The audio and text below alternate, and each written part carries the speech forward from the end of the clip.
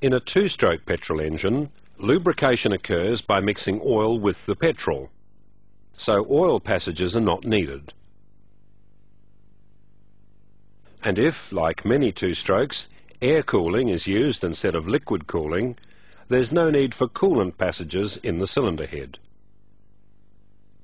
Another difference between four-stroke and two-stroke petrol engines is how they deliver air-fuel mixture to the cylinder. In a two-stroke petrol engine, separate passages called ports let air-fuel mixture into the crankcase and cylinder and exhaust gases out.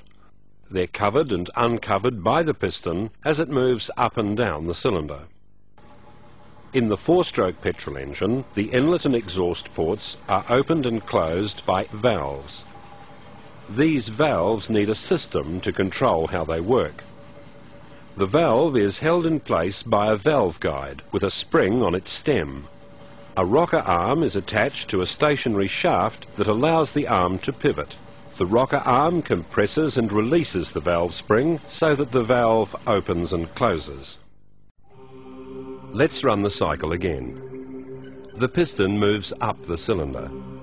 The top of the piston covers the exhaust port, the bottom uncovers the inlet port. Air-fuel mixture enters and circulates in the sealed crankcase below the piston. The piston rises and compresses the mixture above it. A spark plug ignites it and it burns. Pressure from the expanding gases pushes the piston down in a power stroke. The top of the piston uncovers the exhaust port and lets exhaust gases escape. The bottom of the piston covers the inlet port and forces air-fuel mixture up into the now open transfer port. The piston reaches bottom dead centre and the crankshaft forces it back up to repeat the process. Notice which events occur above the piston. Compression of the air-fuel mixture into the combustion chamber, combustion for the power stroke, and scavenging of the exhaust gases.